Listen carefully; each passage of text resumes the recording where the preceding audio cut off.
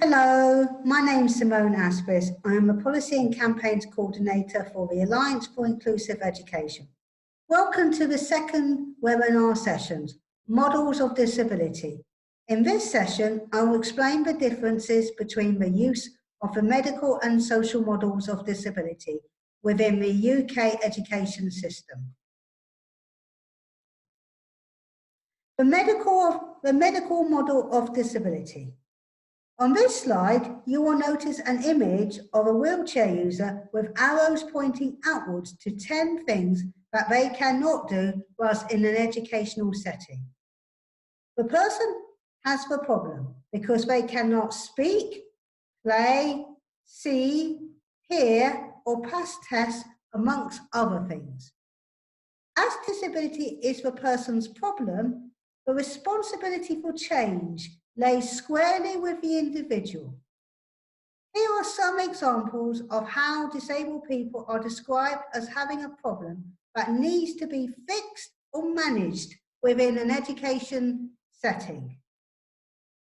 People unable to hear are expected to be oral and lip read the teacher rather than provided with BSL, British Sign Language.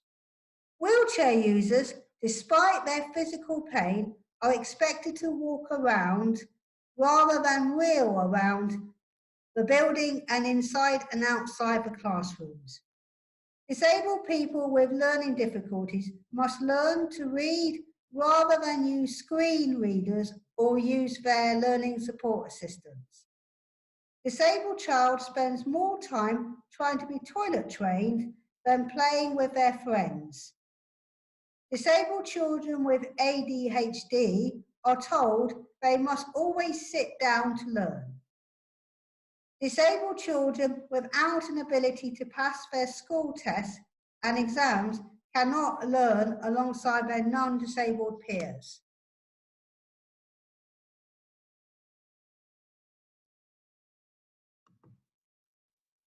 If disabled people cannot overcome their own difficulties, then they will be placed into segregated education, i.e. special schools or specialist colleges.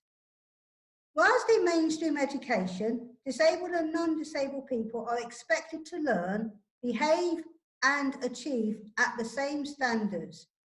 In mainstream settings, interventions are geared towards normalising the disabled person with the aim of reducing the visibility of their impairments. You will notice there are similarities between the medical model of disability and integration, where the emphasis is placed on placing disabled people in mainstream education without making any adaptations, as discussed in the previous webinar session on the principles of inclusive education.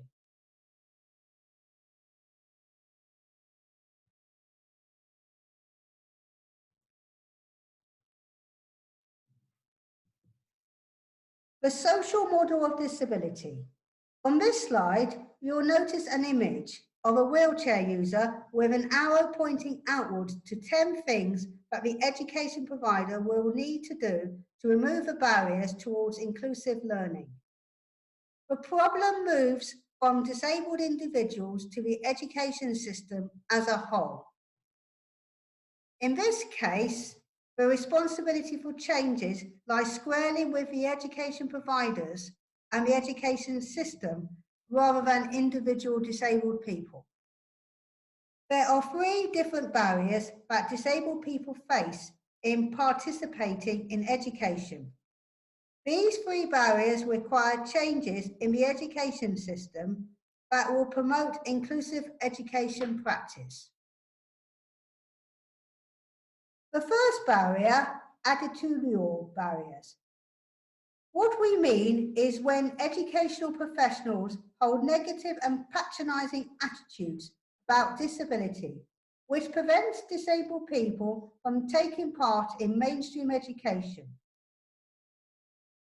So here are a few examples of the attitudinal barriers taken from the slide that disabled people may experience whilst in mainstream education. Teachers without a welcoming and can-do attitude will prevent disabled students at risk of falling over and harming themselves from completing their PE GCSE course. Without initiatives to promote relationships and friendships, schools see no value for children with profound learning difficulties gaining benefit from being in mainstream education. However, if teachers change their attitudes around disability, then they will think differently about us. When teachers have a positive attitude towards disabled people, then they are more likely to address the various barriers which prevent learning taking place. The second barrier, environmental barriers. What we mean are the barriers that prevent disabled people from learning within mainstream education settings. We include both the physical and the atmosphere of an environment preventing disabled people from learning. So here are a few examples of the environmental barriers taken from the slide that disabled people may experience whilst in mainstream education. Some disabled pupils and students are at high risk of being bullied without schools promoting positive relationships and friendships in all aspects of school life. Disabled wheelchair users are unable to attend classes without the teaching taking place in their fully accessible premises. Autistic people and people with hearing impairments are unable to hear what is going on because of the acoustics in the classroom. Education providers can create safe physical and emotional learning spaces where everyone feels valued and are able to contribute towards their own and others' learning outcomes. The third and final barrier, organisational barriers. What we mean is the barriers which are often reflected in education providers' policies, regulations and rules. So here are a few examples of the organisational barriers taken from the slide that disabled people may experience whilst in mainstream education. Health and safety policies preventing disabled pupils and students with breathing difficulties from participating in PE and sports science lessons and lectures. School uniform policies which make it clear that anyone not wearing a full uniform will be sent home. Behaviour and discipline policies have a no swearing rule. Homework and assignment policies that include sanctions for pupils and students not completing their homework and assignments on time, i.e. no exemption for disabled pupils and students who are ill. Schools' admissions policies have minimum entry requirements, which means that some disabled people may not secure a place. Disabled students with varying impairments fail to learn in an education setting because of learning and assessment methods used for mixed ability teaching. Disabled pupils and students with BSL and Makaton are unable to participate in lessons without a range of communication methods used throughout the school day.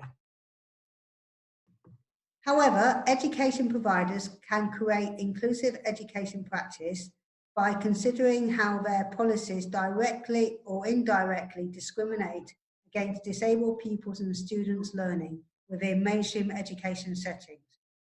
Where necessary, education providers will need to think about when exceptions are allowed if a policy places disabled pupils and students at a disadvantage compared to their non-disabled peers. You will notice there are similarities between the social model disability and inclusive education, where the emphasis is placed on education providers removing barriers to learning, so that disabled people can be accepted and included within mainstream education settings, as discussed in the previous webinar session on the principles of inclusive education.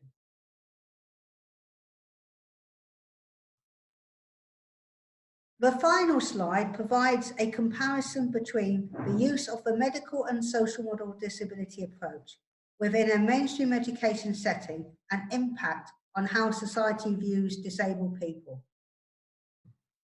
You will notice in the column titled Medical Model Thinking. This is where the education provider's focus is on the person's deficit and where these deficits can be fixed or managed within a mainstream education setting as it is. If a person's deficit cannot be minimized, then they are placed in a special school or other forms of segregated education. This leaves society having the same negative attitudes towards disabled people. On the column titled Social Model Thinking, you will notice that the disabled person is valued and is accepted for who they are. Instead of focusing on deficits, the education provider will adopt a whole person approach, which includes identification of the person's strengths, needs, and barriers towards learning and relationships. Disabled person remains in mainstream education, where diversity can flourish and society's attitudes change for the better.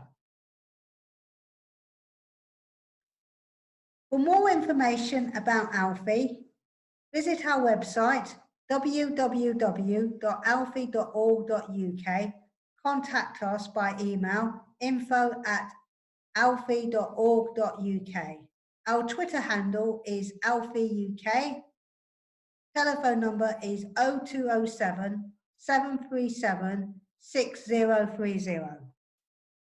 We look forward to you joining us for our next webinar, which is on ALLFIE's Manifesto.